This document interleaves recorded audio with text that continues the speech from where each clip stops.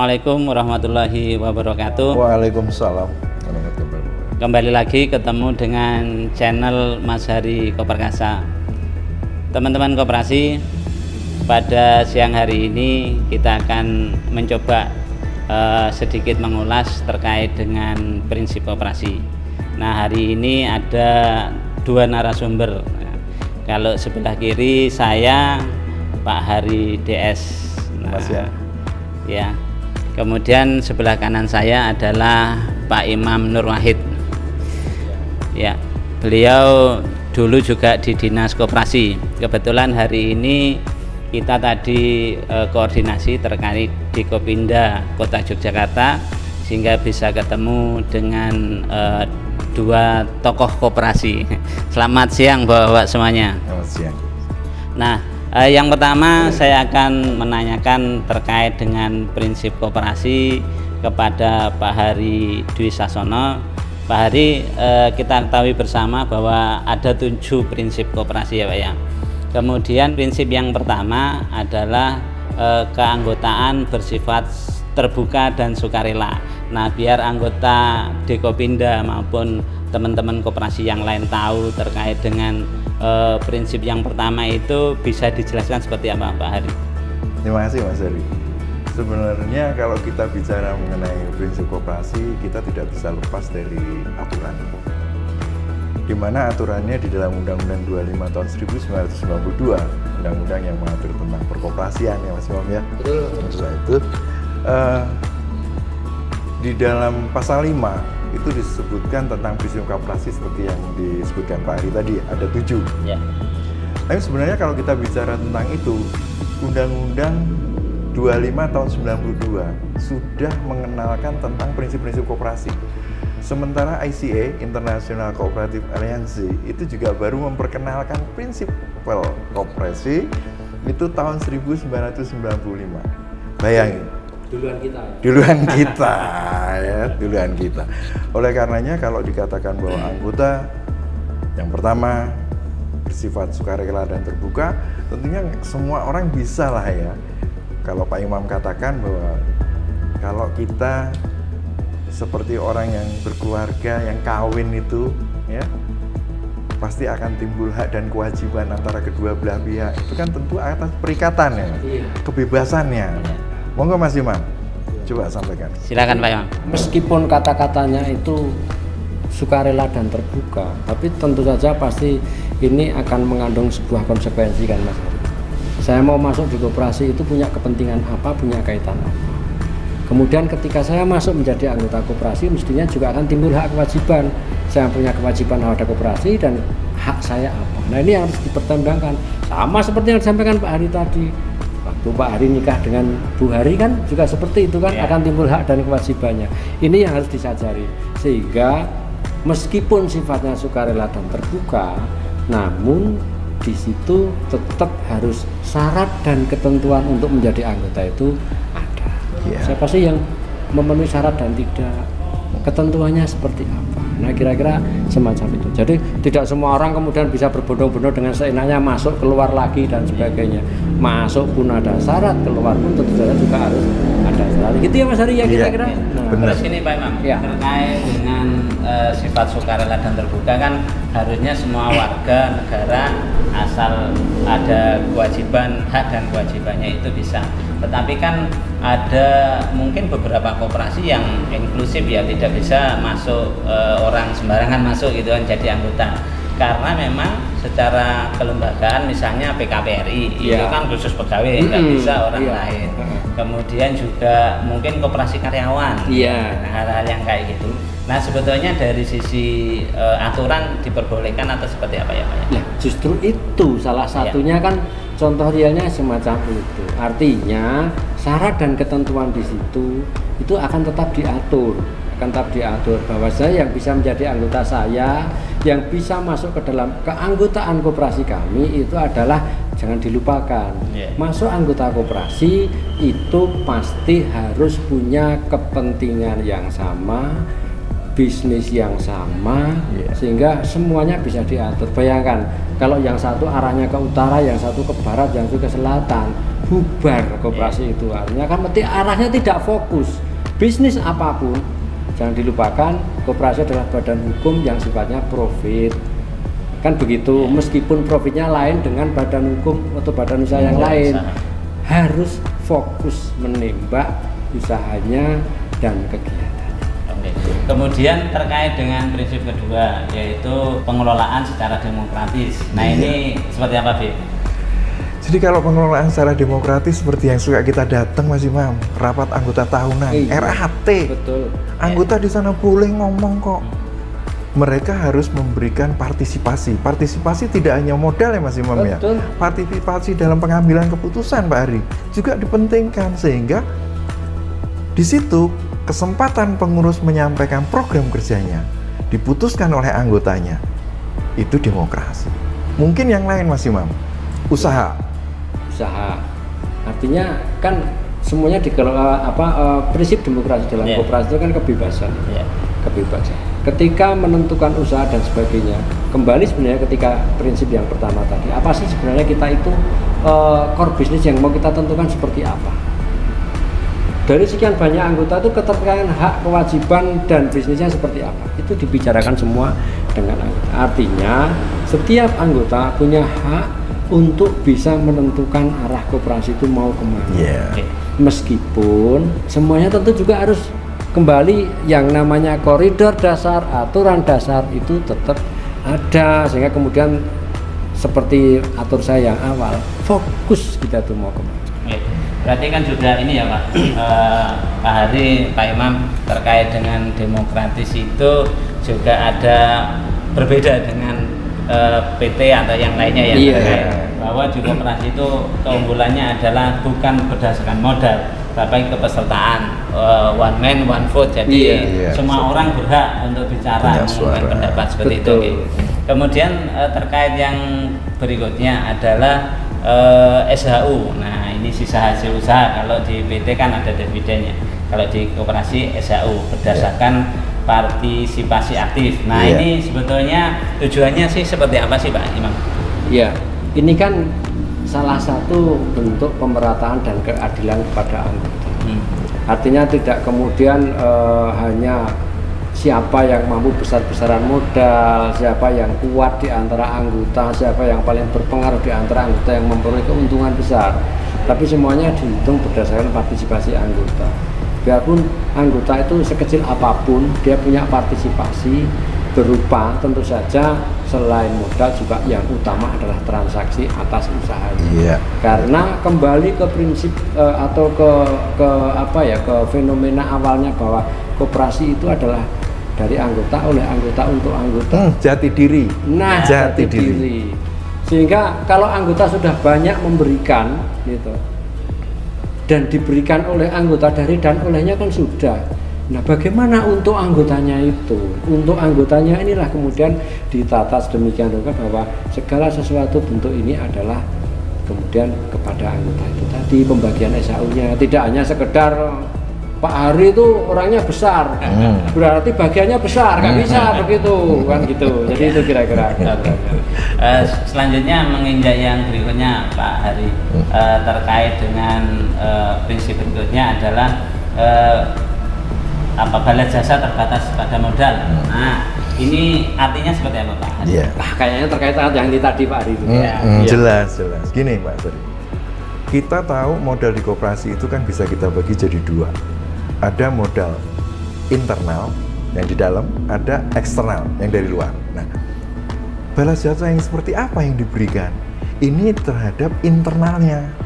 Seperti Pak Imam katakan tadi, enggak gede-gedean modal, enggak, simpanan pokok itu dibayarkan pada saat masuk menjadi anggota, jumlahnya sama. Kan gitu. Sehingga kalau dibagi sama jelas. Simpanan wajib juga seperti itu. Nah, kalau dikatakan bahwa itu nanti SHU-nya kita bagi yang untuk anggota, oke, balikin seperti tadi yang Pak Imam katakan, yang berpartisipasi kita beri persentase lebih, katakanlah 60% untuk mereka, yang nyimpen 40% boleh? Harus boleh. Ya ini yang dikatakan punya balas jasa yang setimpal terhadap modalnya ya. Berarti karena tadi ya di awal sudah demokratis, semuanya terbuka, sehingga proses perhitungan pun juga terbuka ya. Berapa yang dapat si A dapat berapa, si B dapat berapa, dan seterusnya ya. Jadi tidak melulu hanya kemudian besar-besaran. Itu yang dimaksudkan dengan bahwa modal untuk pembagian SHU berdasarkan modal itu dibatasi. Jadi tidak hanya sampai itu tok, tapi ada hal lain yang lebih diutamakan, partisipasi anggota. Selanjutnya ini Pak Imam, terkait dengan kemandirian, prinsip berikutnya adalah kemandirian. Kan dulu Pak Imam di koperasi cukup lama banget ya. Nah, di lapangan kemandirian koperasi yang diharapkan itu seperti apa sih Pak? Sebenarnya kan kalau kita bicara lapangan ya ini, bicara lapangan, oke lah. Kita ngobrol aja. Yang namanya badan usaha apapun itu kemandirian itu akan diperoleh ketika dia bisa melakukan bisnisnya tidak harus selalu bergantung pada lembaga yang lain. Jadi benar-benar free dia lakukan, modal yang dia punyai baik dari internal maupun eksternal dia kuasai, sehingga profit itu bisa mengalir. Badan usaha apapun yang semacam itu. Nah, sebenarnya lah bahwa koperasi itu juga sangat diharapkan seperti badan usaha yang lain itu bisa mengembangkan bisnisnya, berkembang dengan baik tanpa harus bergantung dengan bantuan-bantuan ini itu, tanpa letternya itu, bahwa kemudian kita sadari sampai sekarang ini mungkin banyak orang yang berbicara miring bahwasanya koperasi ini menjaluk bantuan sana sampai sini. Itulah jadi kemandirian, sehingga koperasi itu benar-benar bisa bergerak mengembangkan bisnisnya dengan apa yang dia punya sendiri tanpa harus bergantung dengan orang lain. Dengan catatan, kalau ada orang yang bantu, boleh nggak Pak Ari? Boleh. Itu makanya yang dikatakan kemandirian dalam usaha dan kemandirian dalam permodalan. Usahanya boleh kita lakukan. Permodalan ada orang mau bantu, kenapa enggak? Bantu kok ditolak. Kita kan juga tahu di prinsip akuntansi kan juga bisa menyebutkan itu donasi atau bantuan. Selesai kan? Enggak salah gitu ya. Sah itu. Jelas itu aturannya cetrok kok. Iya. Kemudian ini tinjak berikutnya kan terkait juga dengan pelatihan nih Pak. Pendidikan berkoperasi. Pendidikan berkoperasian. Seperti apa Pak? Sahnya kan sekarang kan ada ini Pak juga kepatuhan itu salah satunya harus ada pelatihan, dana SHU dialokasikan ke pelatihan pendidikan atau pelatihan anggota. Benar, persis. Jadi kalau pelatihan itu sebenarnya kita bisa melakukan sendiri. Kenapa? Mas Imam dulu pernah bilang bagian SHU anggota ini Mas Hari kan hanya sebagiannya yang dinggo dana pendidikan. Dana pendidikan itulah yang dipergunakan untuk pendidikan anggota. Tidak hanya anggota, mungkin pendidikan untuk pengurus, mungkin pendidikan untuk pengawas. Nah, kalau Mas Heri tadi katakan bahwa kepatuhan akan ada pengawasan terhadap kepatuhan, kan kita bisa lihat tuh, kepatuhan itu bisa dibagi 3, ada kelembagaan.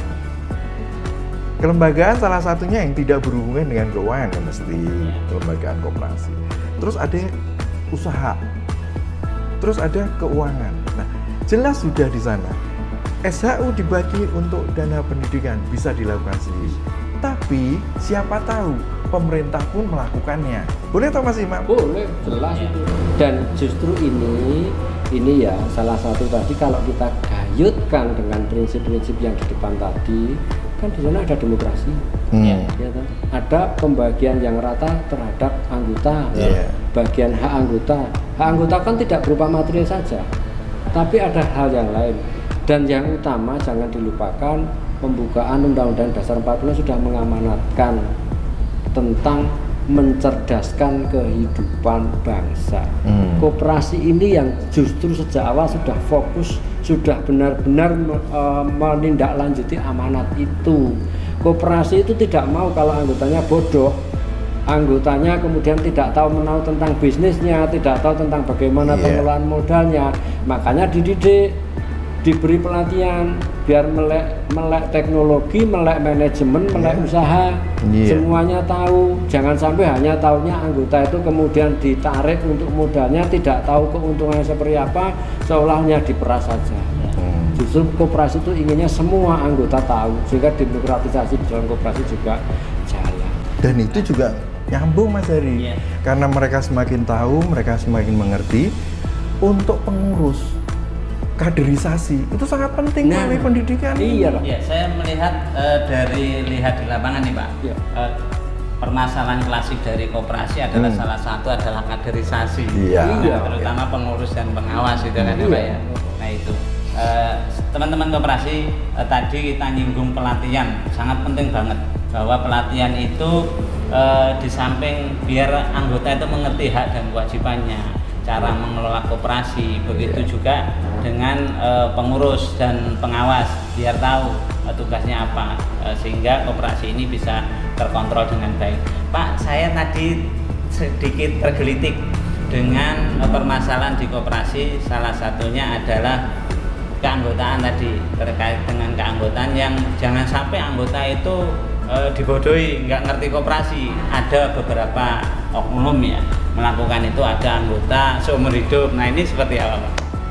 Ya ini yang kadang-kadang memang saya sayangkan ya Pak. Artinya merebaknya mungkin pada saat-saat tertentu atau mungkin pada waktu-waktu tertentu itu kemudian muncul koperasi yang tidak menerapkan prinsip-prinsip koperasi. Ini benar yang kami sayangkan adalah semacam itu. Bung Hatta di surga sana nangis kira-kira kalau melihat banyak koperasi, badan hukum koperasi kok disalahgunakan semacam itu. Jadi cita-cita koperasi yang begitu luhur untuk mensejahterakan anggota, tapi kemudian disalahgunakan dan sebagainya, kalau bahasa Jawanya dienggokke fungsine. Dienggokke fungsine, tidak on the right track tapi berbelok. Gitu. Hanya kudungnya badan hukum koperasi, operasionalnya tidak seperti figur koperasi, tidak seperti badan usaha koperasi. Ini yang mestinya kita bersama-sama lah, kita bersama-sama harus bisa sebagai anggota masyarakat, kita yang cinta koperasi, bagaimana hal-hal yang demikian ini bisa kita kikis. Jadi kaderisasi, kemudian penanaman prinsip koperasi, sosialisasi kepada masyarakat tentang apa itu koperasi yang sebenarnya itu harus banyak kita lakukan. Jangan sampai kemudian masyarakat kalau kemudian mendengar kata koperasi mengono kae, padahal yang didengar, yang dia tahu itu adalah keliru. Bahasa anak-anak muda sekarang itu huak. Hanya ada segelintir koperasi yang jelek. Tapi kan yang diekspos itu ya. Nah itulah ya kita sama-sama tahu lah kan, kadang-kadang yang namanya konsumsi publik itu sesuatu yang menjadi kekurangan itu justru menjadi komoditas yang luar biasa. Iya. Sesuatu yang hoak itu biasanya lebih kondang daripada sesuatu yang benar. Ini yang repot itu. Baik, terima kasih. Nah kita karena waktunya terbatas, ini prinsip yang terakhir yang ketujuh yaitu kerjasama antar koperasi. Sebetulnya menurut Pak Hari, kerjasama yang ideal antar koperasi itu seperti apa? Kita kaitkan dengan perekonomian yang saat ini. Pada saat pandemi seperti ini, banyak sekali jenuh. Lalu teman-teman bilang, wah ini kita punya idle money nih, punya uang yang nggak bisa diputerin. Misalnya koperasinya simpan pinjam. Ini sebenarnya prinsip yang ketujuh ini bisa digunakan.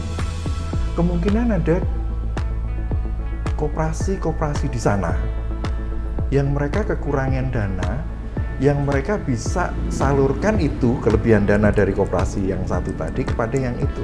Ini kerjasama antar koperasi. Cuma permasalahannya dalam tanda kutip, orang sering takut, fobi. Kalau nggak kenal, maka tak sayang, kan gitu kan? Betul. Misalnya saya punya duit nih, saya nggak kenal sama Mas Imam, nggak bakalan saya pinjemin, kan gitu. Tetapi karena saya kenal, Mas, koperasiku turah ki duitnya. Ayo koperasimu kurang, kowe duwe anggota liyane, aku percaya karo sampean. Jadi MOU dibuat. Ini mungkin salah satunya. Atau mungkin yang lain Pak Imam. Bukan hanya dalam simpan pinjam, mungkin Koperkasa sendiri deh. Koperkasa kan punya ini toko nih. Tempat saya punya rambak sama ada anggota saya yang bikin rambak sama abon. Bisa saya masukin ke sana. Mas Heri tinggal bilang, B, abonnya anggotanya enak, masukin sini. Kerjasama antar koperasi, saling menguntungkan. Nah, kalau Pak Imam seperti apa Pak? Kerjasama. Kalau saya lihat ini fenomena menarik sebenarnya. Kalau saya lihat apalagi perkembangan sekarang ya, perkembangan sekarang kemudian di push lagi dengan masa pandemi semacam ini. Kita lihatlah, banyak sebenarnya anak-anak muda sekarang itu dia sebenarnya tidak punya apa-apa, tapi dia hanya lihat produk di sana, oh itu bunga bagus. Saya tanya, bunga siapa itu? Bunganya Pak Hari. Pak Hari dijual berapa? 1.000. Oke lah, saya tawarkan ya. Akhirnya saya hanya berbekal HP. Kemudian saya tawarkan ke tempat lain. Berapa harganya? 1.500. Kenapa koperasi belum ada yang menggunakan yang semacam ini? Teknologi itu. Teknologi sekarang sudah sangat berkembang. Artinya tidak hanya dalam satu lokal, tetapi dengan lokal-lokal yang lain kerjasama usaha itu sudah sangat luar biasa. Iya bener, malah kalau kita pakai itu kan bisa sampai internasional. Nah, iya, hanya memang ada karakter-karakter yang harus kita pelajari. Iya. Ketika secara lokal, maka saya jual beli dengan Mas Hari secara offline, saya kenal bener karakternya Mas Hari. Iya. Juga Mas Hari Cahyati maupun Mas Hari DS kan gitu. Tapi ketika saya berbisnis dengan koperasi yang di sana, maka kita harus tahu rentang kendali kita semakin jauh. Iya. Tetapi konsumen kita semakin banyak. Perikatan itu yang utama, perikatan dan kualitas perjanjian seperti apa. Saya akan sharekan bahwasanya punya produk ini panjenengan menjualkan. Ini kan sebenarnya tidak terlalu harus kemudian dengan tukar menukar tukar menukar kapital Pak Hari. Cukup sebenarnya dengan perjanjian semacam itu. Yeah. Begitu juga sebaliknya. Oh di Kalimantan saya Pak, saya punya produk manik-manik dari Martapura nih. Ibu-ibu di Jogja kan gayanya macam-macam nih ya. Nah, panjenengan bisa jualkan. Nah, pengirimannya tetap dari Kalimantan. Sementara di Jawa ini ada kan Pak. Ini ada rendang gudeg dari Jogja. Ini ada dari sini. Pengirimnya tetap dari Jogja.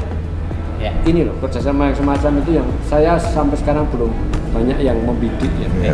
Nah, teman-teman koperasi, tadi bagus sekali nih masukan dari Pak Imam bahwa dengan teknologi itu kita nggak usah modal banyak. Cukup kerjasama, tentunya ada kesepakatan bareng untuk menjualkan produk antar koperasi. Nah, bisa juga di Kopinda Kota Yogyakarta atau koperasi lintas sektoral di Kota Jogja. Mungkin nanti berkembang ke provinsi dan tadi Pak Imam bilang bisa saja nasional ataupun ke luar negeri, nah internasional. Nah ini yang terakhir pertanyaan masing-masing Pak Imam maupun Pak Hari, pesan untuk koperasi gerak. Ya. Terima kasih ya. Jadi kalau pesan saya sebagai masyarakat, ya anggota masyarakat ya, pecinta koperasi, aktivis di koperasi juga, saya sangat berharap bahwasanya koperasi ini tetap bisa dapat berkembang dengan baik. Dan untuk bisa berkembang dengan baik, maka koperasi memang harus menyesuaikan, tidak melupakan jati dirinya, tidak melupakan prinsip-prinsip dasar yang harus ditaati oleh koperasi, tetapi dari sisi manajemen, dari sisi bidang usaha, dari sisi kerjasama dan sebagainya, tidak haram kalau koperasi itu menggunakan tata cara manajemen modern. Inilah yang harus kita ikuti. Jati diri dan prinsip koperasi itu tidak lekang dimakan zaman, akan terus mengalir semacam itu. Tetapi modernisasi dari sisi produksi, dari sisi manajemen itulah yang penting untuk dilakukan oleh teman-teman gerakan koperasi. Itu aja Mas. Amin, amin. Aku ngamin nih. Amin. Iya, amin. Iya. Memang kita berpikir juga seperti itu. Kita punya lembaga gerakan koperasi, punya lembaga Dekopin. Kita wajib untuk selalu mengingatkan mereka seperti apa yang tadi disampaikan Pak Imam. Kita jangan terlalu takut dengan perkembangan zaman. Kita jangan tertutup akan perkembangan zaman.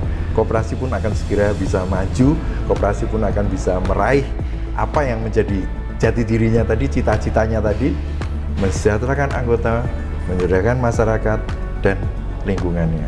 Itu saya mungkin ya. Makanya saya tadi amin. Berubah atau punah. Iya. Sip. Terima kasih Pak Imam, Pak Hari atas waktunya siang hari ini. Sekali lagi teman-teman koperasi tadi asik ya bincang-bincang dengan Pak Imam dan Pak Hari. Mudah-mudahan besok kita bincang-bincang dengan tema yang berbeda. Dan saya akhiri, Assalamualaikum warahmatullahi wabarakatuh. Waalaikumsalam. Salam koperasi. Salam.